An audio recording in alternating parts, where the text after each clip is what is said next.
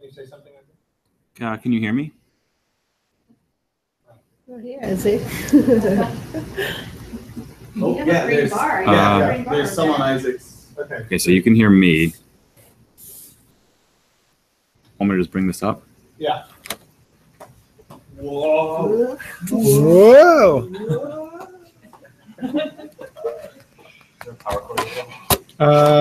No, you can plug it on the side. All right. Okay, so hopefully now you can hear me through Isaac's. Jeff, if you could let us know if you can hear what's going on, and I'm terribly sorry about that.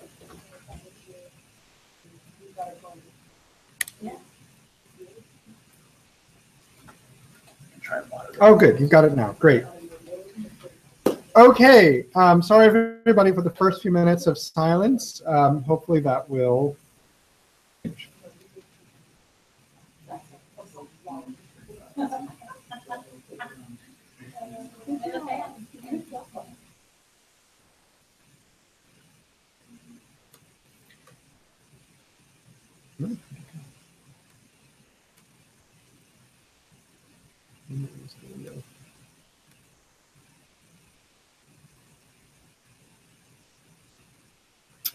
All right, so we've got Botuloides versus Bacillus.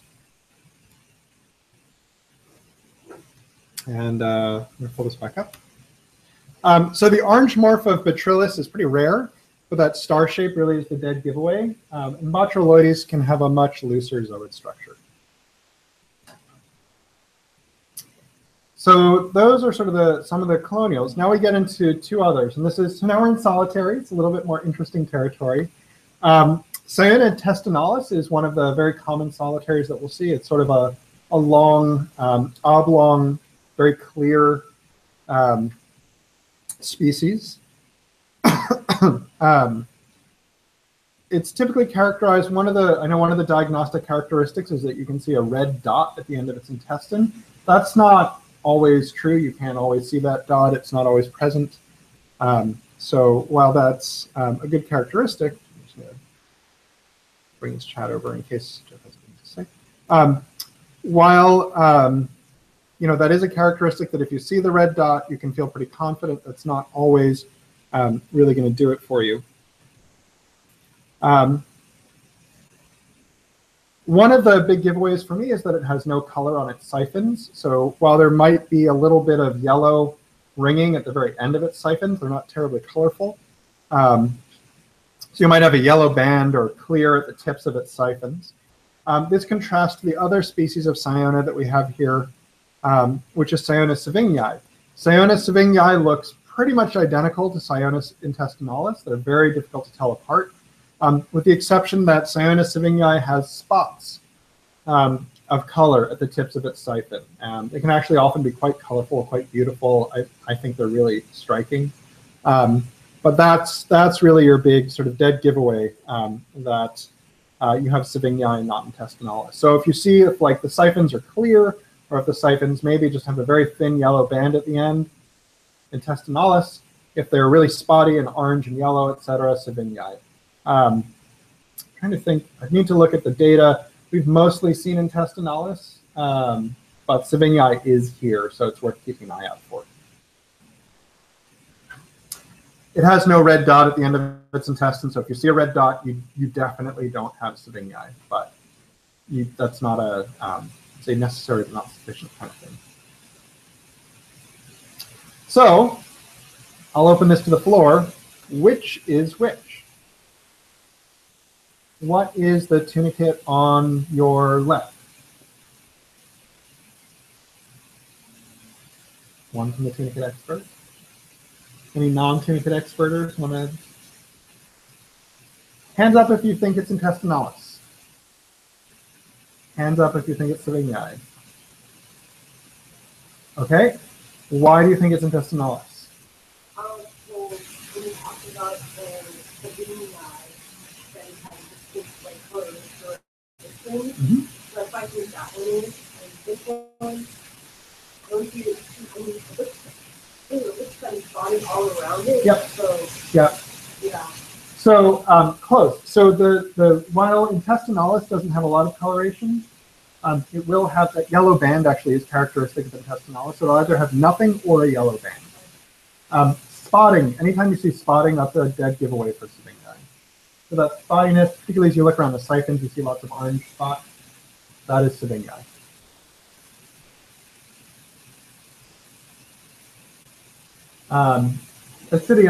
Acidiella aspersa is another, I haven't seen a ton of it, but it's here. It's another oblong, clearish tunicate. It's very different from Siona in that Siona is clear to the point of being glassy. Acidiella is going to be much more opaque. It's also going to be much more bumpy. So it's more rugose. It gets fouled a little bit. So its tunic is obviously thicker. Like you look at a Siona and you think that it's fragile and would break very easily. This is like, it's beefier. It's opaque. You can in fact see, for some contrast, with Siona sneaking in at the bottom there, and you can see just the difference between the sort of glassiness here versus the sort of very opaque color of Acidiella. So it's firm. It's a transparent test, but it's very firm and thick. It often snags detritus. Much like Siona, it's sort of an elongate oval. If you look in the siphons, you can sometimes see tentacles. This isn't always easy under field conditions, but that's another good giveaway. But firm, long.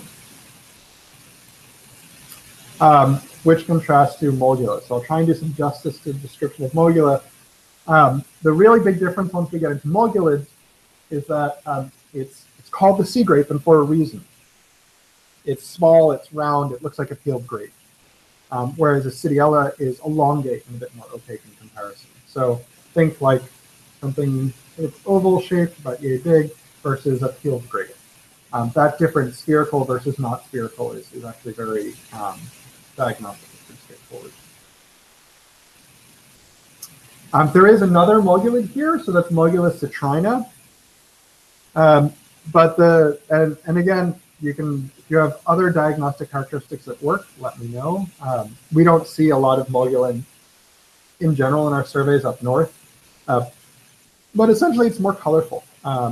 Whereas Molgula manhattanensis is sort of a floppy white peeled grape. With citrina, I like to think about this mnemonically as it's citrusy.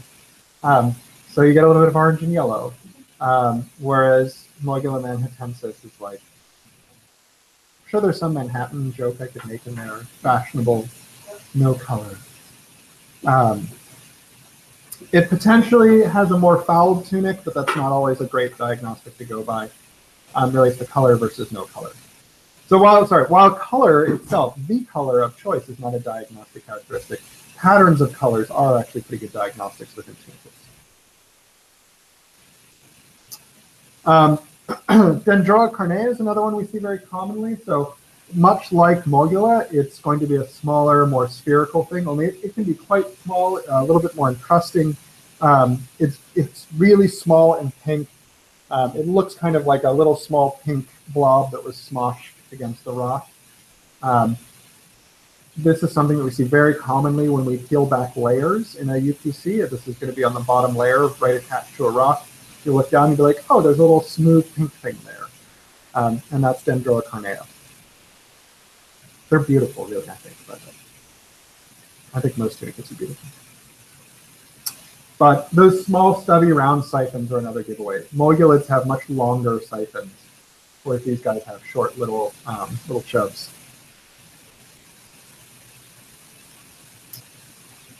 This contrasts to Halosynthia pyriformis, which I don't think we've actually seen on our surveys yet. It's called the sea peach. It is a much larger solitary. It's large, it's smooth, it's pink, it's beautiful. We've really not seen much of this at all. But when you see it, it is very obvious. I don't know if it's deeper water or we're not out of its range. I've also been told to look for sort of a squarer siphon as an IDing characteristic. If you have a smaller one. So Dendroa has a very round siphon. Halosynthia has a much more square siphon. But in general, it's going to be larger, firmer. Well, So yeah, siphons are squared. So those are the solitaries. You can see that each of them has a very diagnostic characteristic in terms of shape or color. Digging back into colonials, a Aplydium pallidum is one that we'll see, well, let's see it like once every couple of transects. It's called sea pork commonly, and it's called sea pork because it looks like a hunk of lard.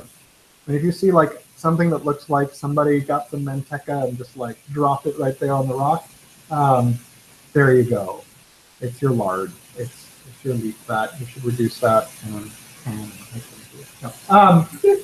But it really is just like it's a chunk of lard sitting on the seafloor.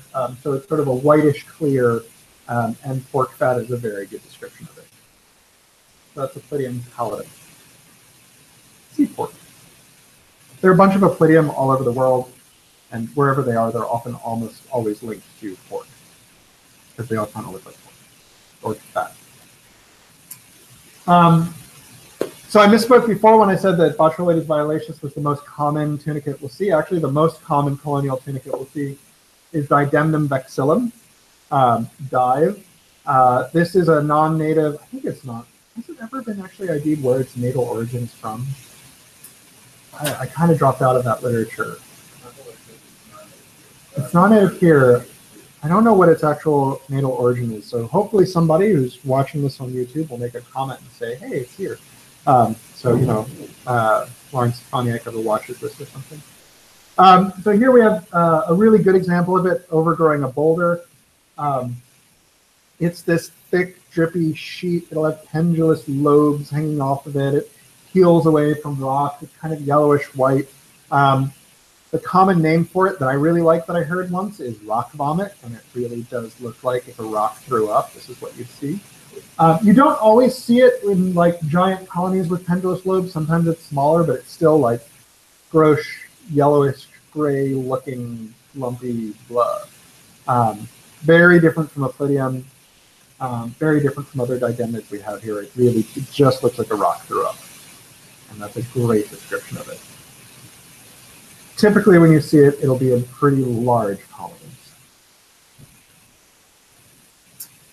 Here's a view of a smaller colony. You can see if one were to swim up to this, like, again, very sort of reticulate, very thick, very lumpy, very rock vomity, even though this doesn't have that like pendant lobe morphology. So solid sheet, yeah, you get a post speckled, lots of zooids, lots of oscula, you get a kind of tell. And it's usually very, very, it often will build up a nice layer under it to be quite thick.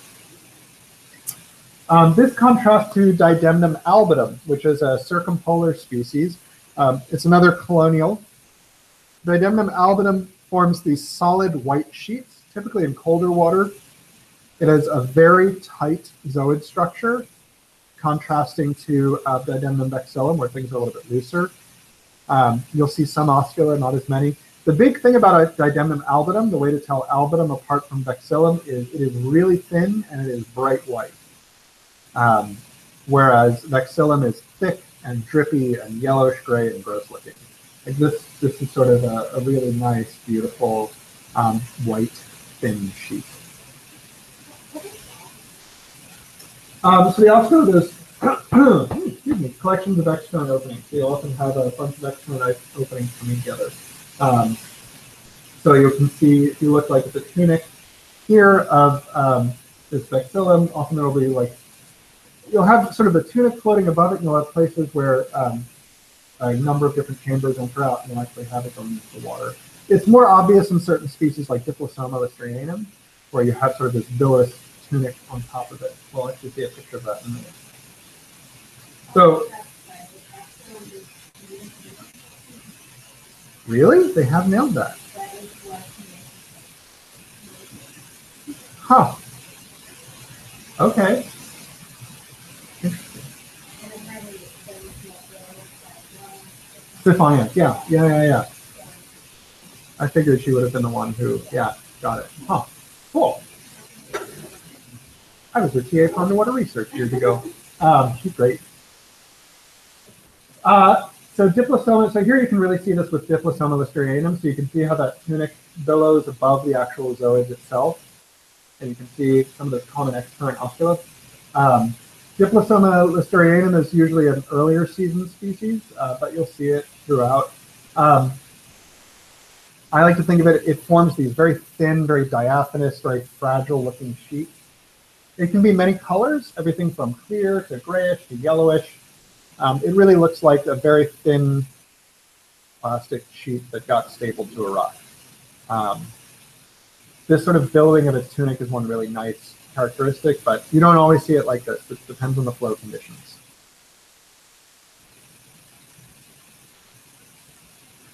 But yeah, so those nice conspicuous, it can happen, it doesn't always. Okay, so that, I think that might be our last colonial that we have. So general questions about colonials, or they all seem pretty thorough. The nice thing about tunicates is that with some exceptions, they're all pretty different. There are some others that you may run into as you get into Rhode Island, so I'm curious if you guys have some additional tunicates that we don't have on this list that are colonial. I don't know. Actually, I should probably look at some stuff from the Whitlett's lab. They have some good ID guides. Getting into solitaries, Stylaclava is an interesting one because it is in quads. As well as point counts. And that's because Stylaclava, which is an invasive tunicate from Korea, can actually grow quite large and is very easy to count as a solitary thing. So it's a tunicate on a stalk. It'll be sticking up in the water. It has a very large, rough, pleated body. Its siphon is curved. You can find it at H Mart. You can use it for a bibimbap. Yeah. Yeah, there's a bibimbap and there's something called midyadukchim, which is another Korean dish that uses Stylaclava. Yeah, they farm it. I didn't know that. Yeah. So, you know, next time you go to H Mart, go to the frozen seafood section, find the bag of Stylaclava. It tastes interesting. So it's really, it's a big, thick lollipop-like thing. If you ever see it, I will say, if you ever see it and it has a straight siphon, let me know, because that may actually be a different species, which shouldn't be here. Stylaclava has also invaded the West Coast, and there you also have Styla monoriensis, and the way we would tell them apart is straight versus curved siphon. But we should only have curved siphons here. And it's like a really, it's like a hooked nose. It's great, very obvious diagnostic characteristic. So here you've got some in the field, and you can see it's big, it's obvious. That's why we count it in quads. It is something we can count individually. There are a couple of other stalk tunicates. I don't know. This is actually not a picture of the U.S. This is these are from France. Well, I don't know. Cool though. Pretty good. Podium-like thing. There are a couple of other stalk tunicates. They are rare and typically deeper, or at least favor colder waters.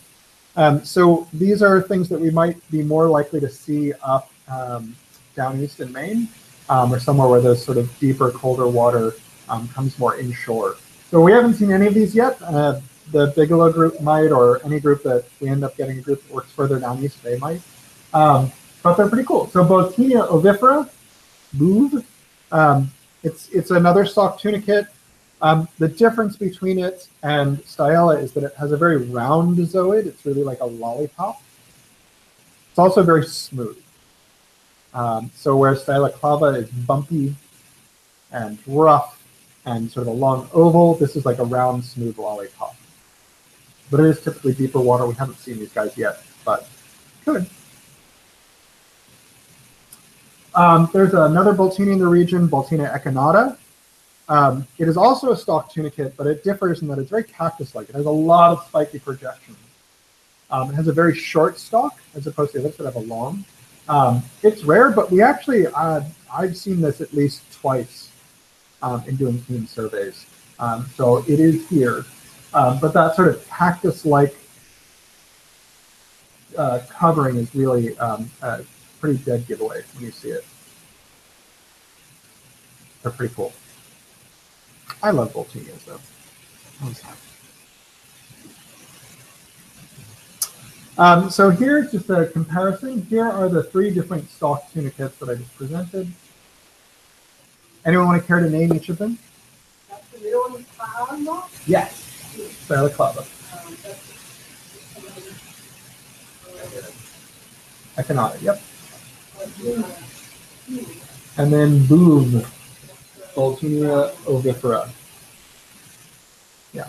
And you can see from this comparison, the 3 are very different. Yeah, 99% of the time, if you see a stalk tunicate, it's going to be Balaclava. In fact, when I ran into, the last time I saw Echinata, the stalk was so short I didn't even notice it at first, so I got really confused until I was like looking around. Oh, there's, half just like, okay. Okay, that's tunicates. Questions about tunicates? They're probably one of the easier parts of this. Really, I feel like I just prefer them like stable climate. Yeah. Yeah. Well, if the bryozoans get tricky, because bryozoan you run into weird crustose things. And bryozoan, this list expands and contracts. So again, like from Rhode Island, or Jeff down Connecticut. If there are other bryozoans that you don't see on here, we can add them as we go along. This list is, we've almost added a new one almost every year. But we'll start with some easy ones.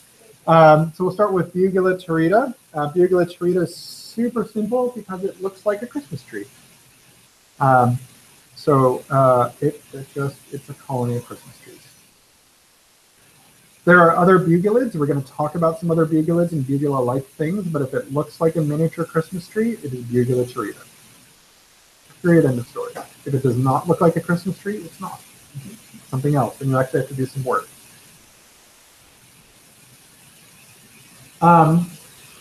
There are many other bugelids that look similar. I'm going to talk about a couple of other species, but often you'll come back and be like, no, this looks like a bugula of some sort. It's an arborescent bryozoan.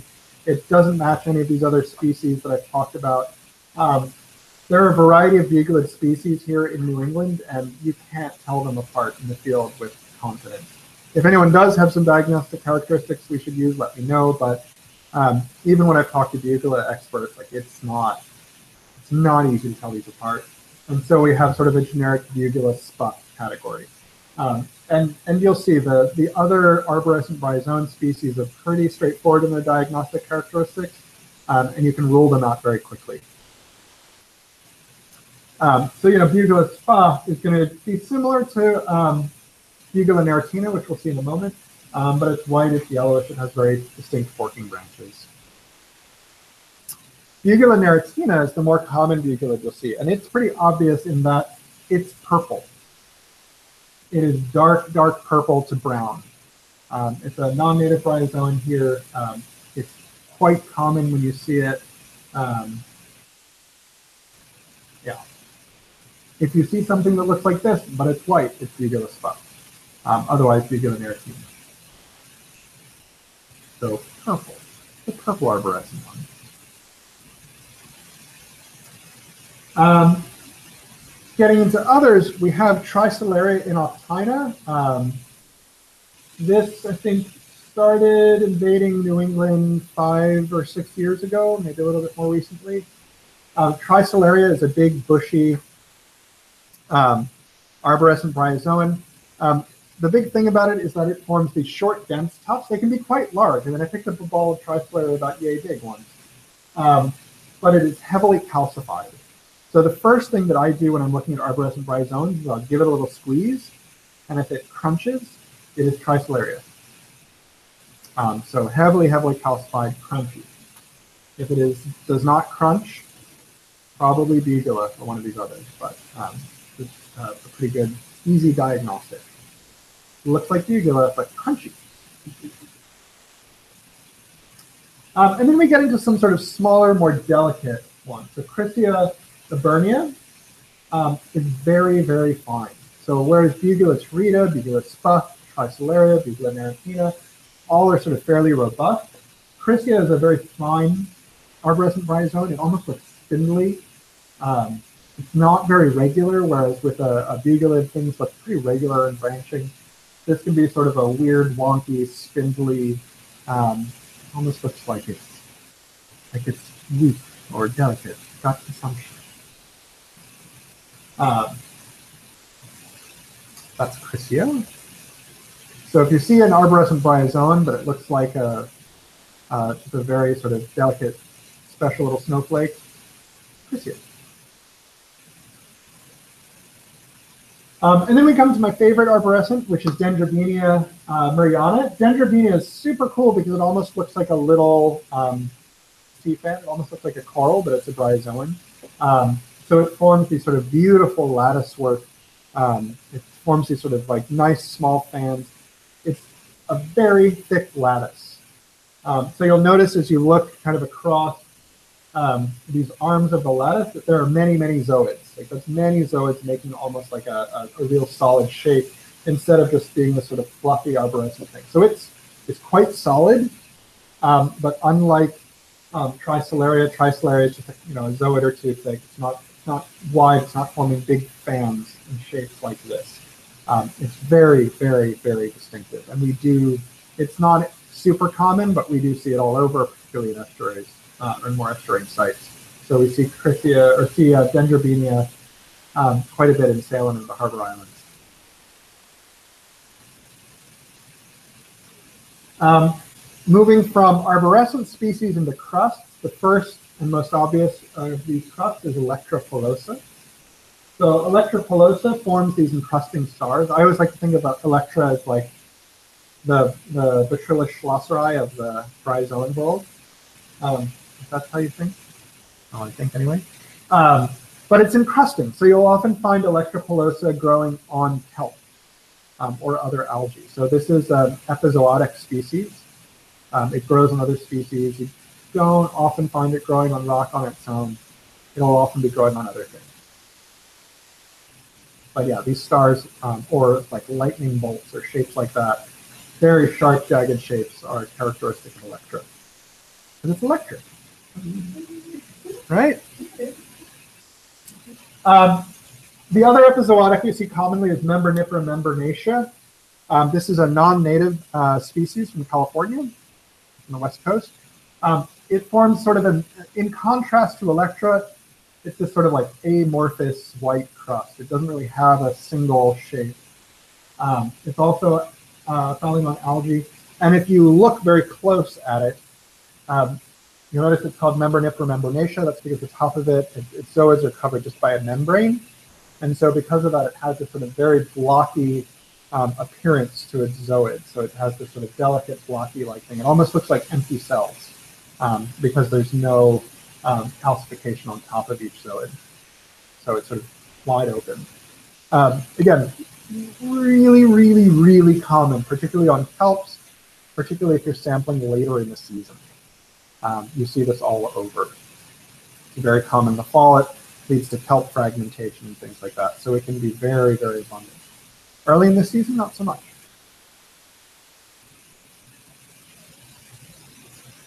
Moving from epizootics to things that grow on rocks and are a pain in the butt to classify, the first we have is Lichenoptera.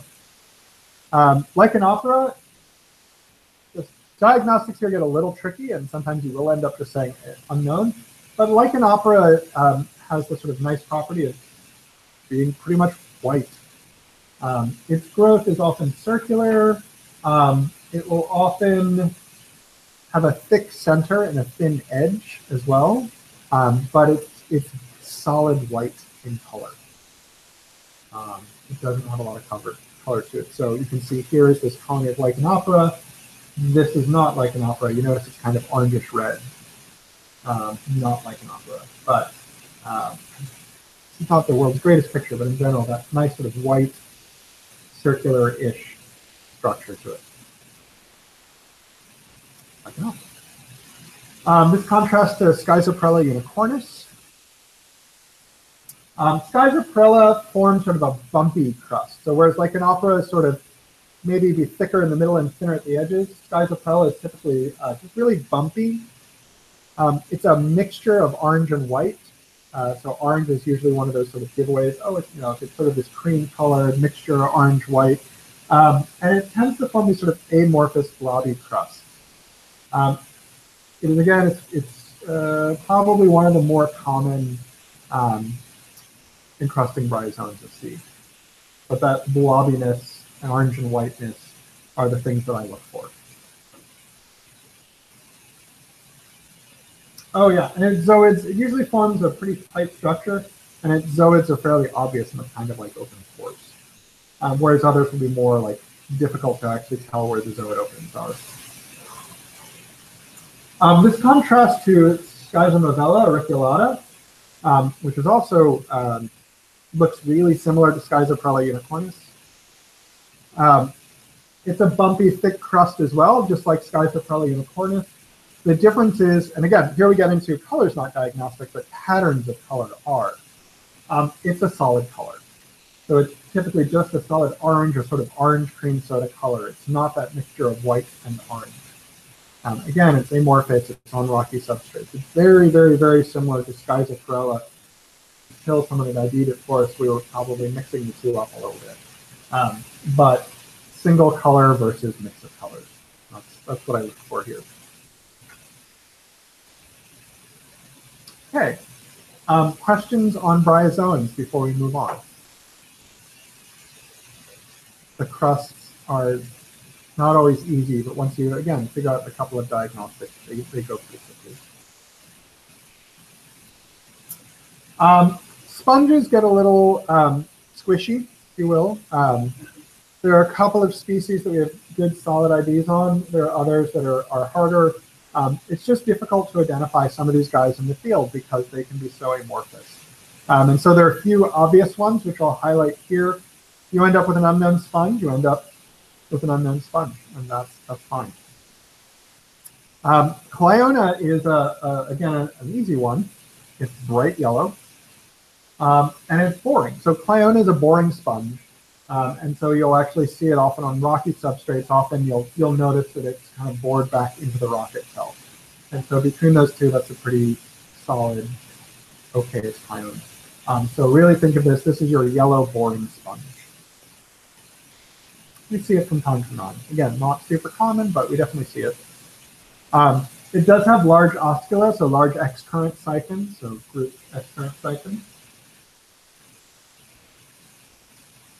There are a couple of species that are more wall species, so Brecci might see these more than we do. And they don't have great taxonomy. So Hymodesmia species number 1 is distinctive in that it's blue. It's a blue sheet of sponge. So that's our HYSP. Blue. Is your sponge blue? Then this is it.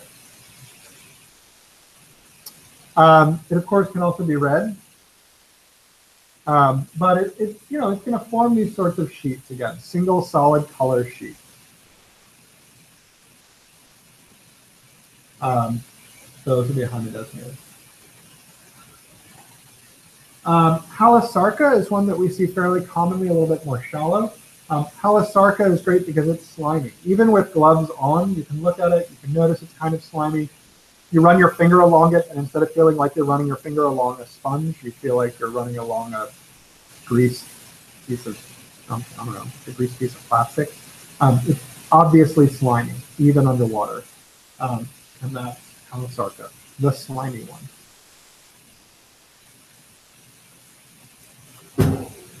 Leucoselene is gorgeous, and we see it all the time. It is defined by these sort of groups of many, many tubes. So it'll kind of grow in these clumps of lots of little tubes. It's small. Leucoselene can be maybe this big, but it's lots and lots and lots of little tubes. And so you'll find these little, almost like clusters, again, underneath things.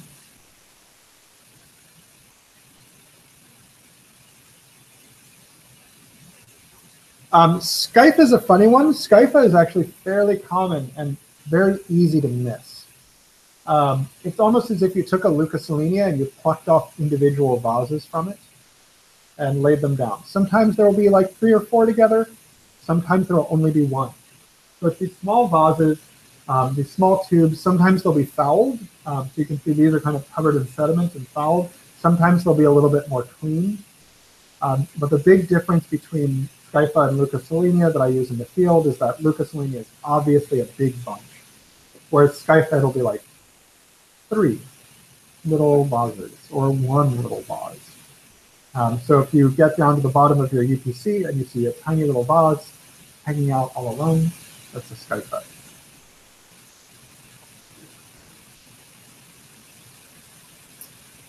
We have some larger ones. They almost all relate somehow to hands in the end. So Isodictia palmata, which you can think of as palmata, it's palmate. It forms these sort of orange solid palms. They don't branch very much, so there will often be some branching at the tip.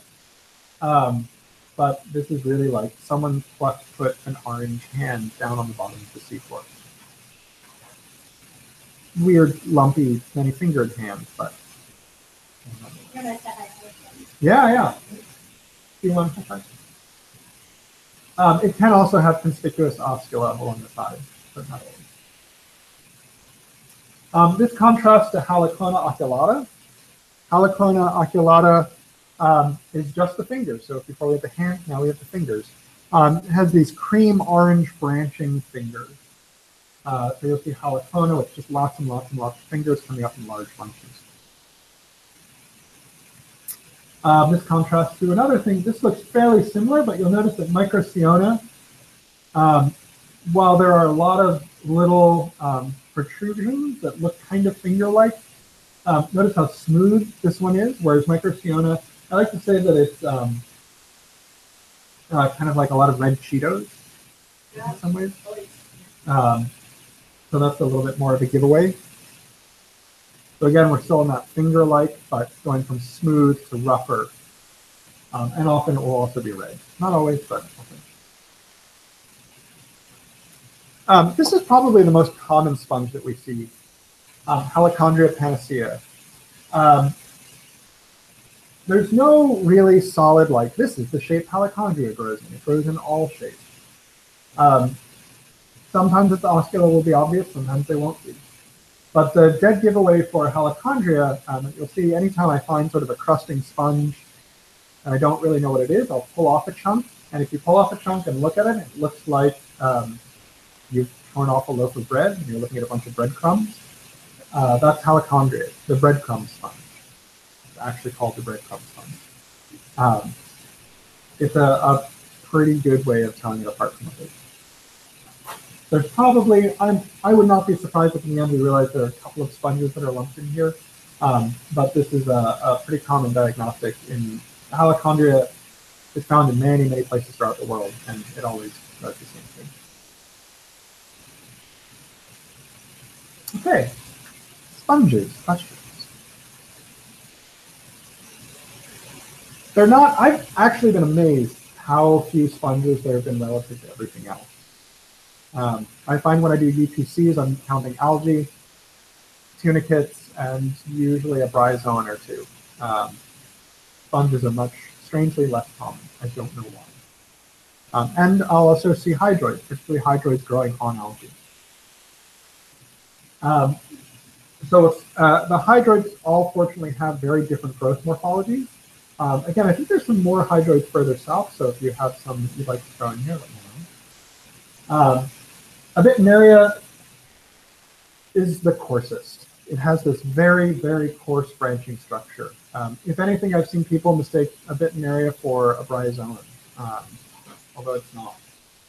When you get up close and look at it, you'll actually see its zooid structure is completely different. But it's very, very coarse.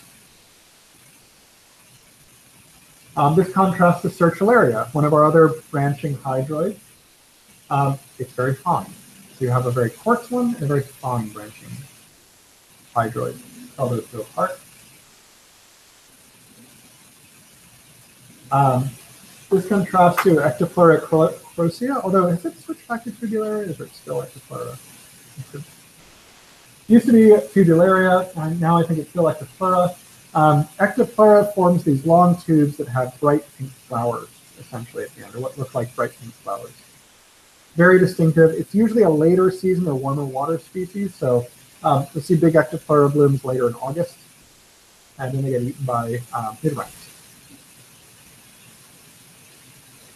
So that pink rosette tip is the giveaway. It's, again, blindingly obvious. There are a number of different obeliids. I know that some of them can be differentiated, but often with the types of surveys we're doing, we don't have the time to do it. Obeliids are very fine, they're very frilly. They'll often create a lace-like covering on things that they grow on. We'll see a lot of obelia on kelps, we'll see obelia on other algae. It's a very common epizootic, but it's sort of fine, frilly structure. It's a great one to bring back into the lab and start to look at. There are a number of different species, and they all differ in subtly beautiful ways that their zooids are structured and arranged. But not so practical to do that with. That's it for hydroids. Are there other hydroids that you guys are seeing down south that we may have missed here? Or does that cover it fairly well?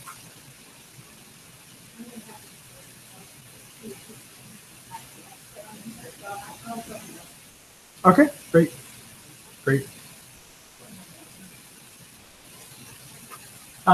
We do have a couple of anemones. They're a little bit less common.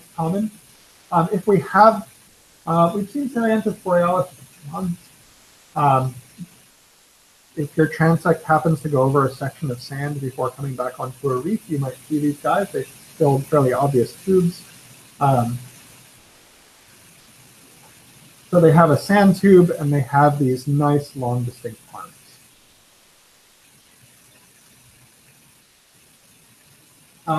Diadumene is a non-native. I don't think we've seen it subtidally very much. If you go to like Cat Cove up in Salem and just turn over a rock, or pretty much any intertidal that's sort of cobbly and turn over rocks, you'll probably see these guys. They're small. They're like the size of my thumb or smaller. And they've got these orange stripes. So these sort of lines, may not be orange, it may be another bright color, but these sort of lines that go up from the base to the mouth are what allows you to diagnose diadumene. Usually the ones I've seen are all kind of black with orange lines. Again, color may vary, but they're long. And they are often quite small. So usually they'll be on the underside of things.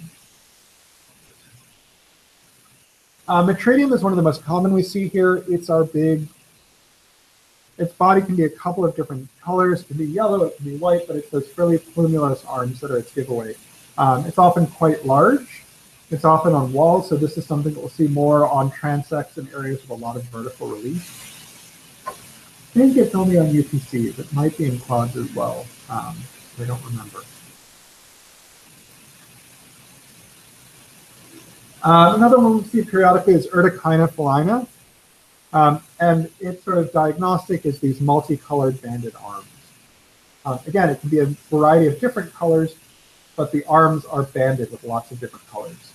And that's going to be your giveaway. So again, it's all about pattern, not color necessarily. So there are many possible colors of Urticina.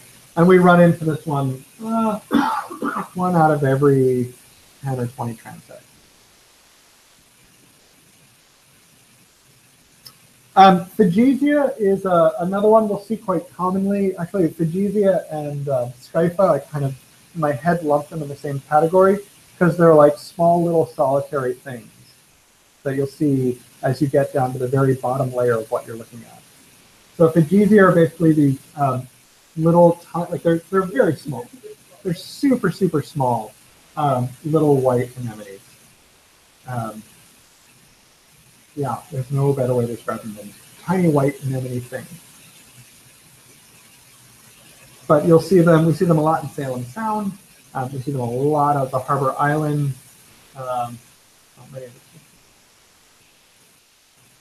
Okay, mollusks. Some of the stuff is repeat from John this morning, so I'll burn through that.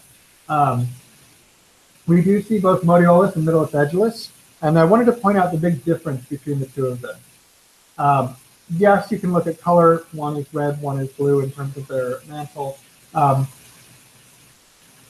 The other big giveaway between the two of them is Middleus has a very pointed umbo, whereas Modiolus has a very flat umbo.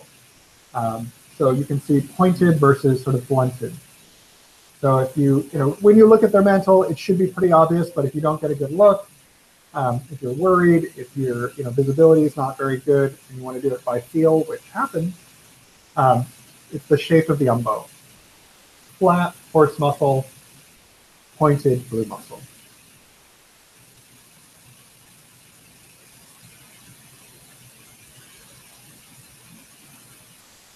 I mentioned jingle shells this morning, anomia. All over the place. Again, right, sucking the right up on the rock. They have this very irregular shell. They're beautiful, they're shiny. So John mentioned one thing about jingle shells is they're often sort of very iridescent. Sometimes, not always. But they look like, I think my former student Jillian would say they look like someone took off their fingernail and pressed it against a rock. So and really it's about the same size and shape. It's just like a weird, crusty fingernail that sometimes can be opalescent and beautiful. They are everywhere. We have Chrysostria virginica. John talked about that this morning, so I won't belabor it. Be curious if anyone ever sees these. And then Austria edulis. So the real thing to think about, Austria is round, whereas anomia has more of an irregular shape to it. At Shoals a few years ago, UPCs were really a pain in the butt because we not only had jingle shells as usual, but there was also a big Austria edulis settlement event. And sometimes they would be right next to each other. And so you begin to develop a search image for that sort of opalescent and irregular versus sort of round guy. And they'll be, when these guys settle out and begin to grow up, they can be a very similar size to anomia. They're, I think, one of the harder things I've had to tell apart.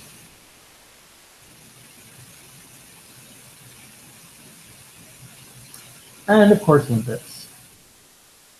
If it's a limpet, we have one species here, Hectora testudinalis. I hope you see some that are really cute.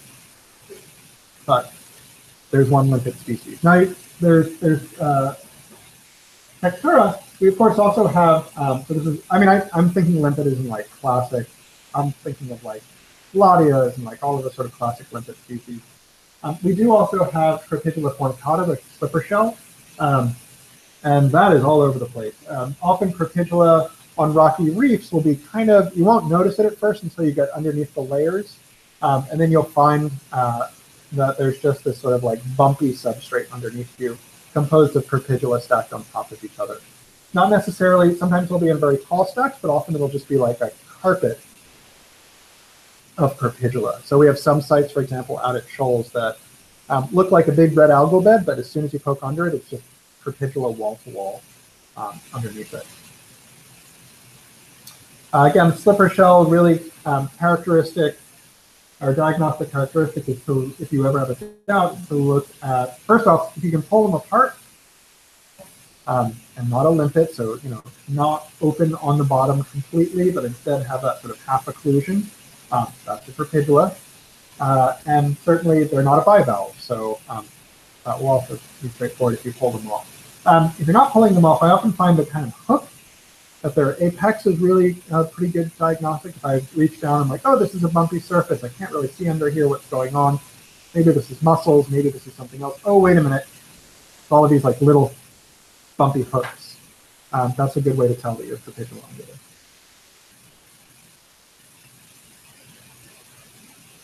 ungulate. We have run into some chitons. Very exciting.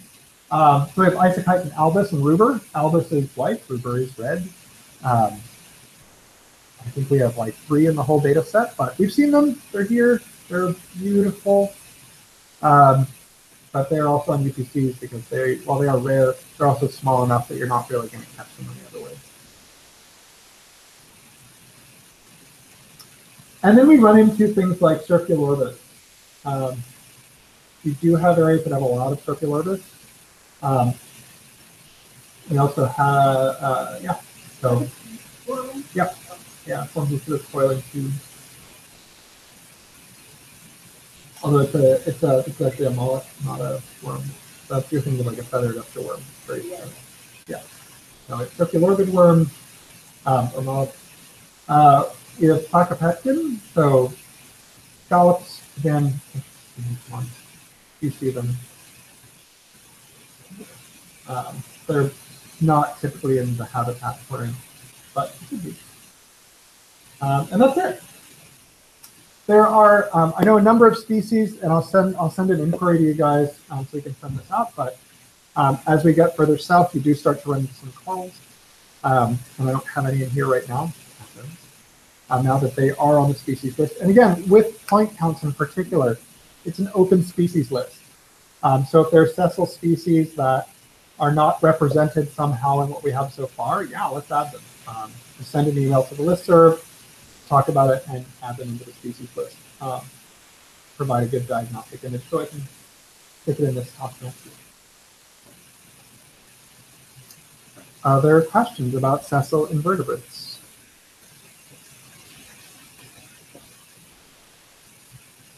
Other questions in general. So now you guys have all been through protocols yesterday, IDs today. You're a little bit more familiar with the data sheets. Big, broad, general questions. Yeah. Do you guys have a time limit on how long you want to kind of take it off, whether there's an maximum at all? No, I mean, we find that one transect, like doing one protocol, takes about one dive. So we've been doing this for a couple of years now, and I think the timing is pretty solid. 4 divers should be able to get one transect done in one dive. But no, take the time that you need. I would rather have good data that takes multiple dives than bad data from one dive.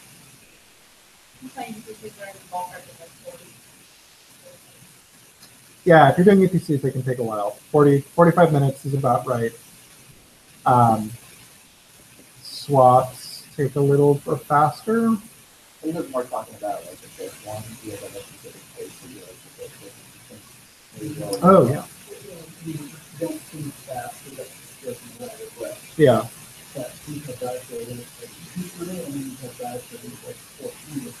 Yeah. It's very variable.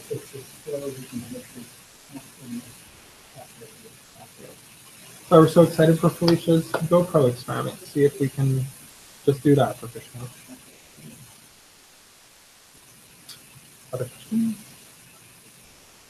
All right, well that concludes the intro meeting. We have a group that will be doing practice dives on Tuesday in Salem. For other groups that are either listening online or for the Rhode Island group that's here, if you'd like one of us to come down and help you out with a dive, let us know. By within a week or two, there are going to be a lot of people in our lab that are pretty experienced with this. Jen Dykstra's group has done this before. John Grabowski's group has done this before. We can often find 1 or 2 experienced divers to come and help out. Also, like, I have gotten calls from teams in the middle of a dive being like, we just did this thing, is this right, is this wrong, what should we do here? I am personally always happy to answer that call and talk it through. So let's keep the communication lines open. I will start a conversation on the Keen One listserv just to get a rough sense of who is doing what, where, and when, and if they need some help. And we'll kind of go forward from there. So thanks everybody for attending. Thank you everybody online, particularly for putting up with the weirdness of audio from that last one. And yeah, that pretty much concludes it. So thanks.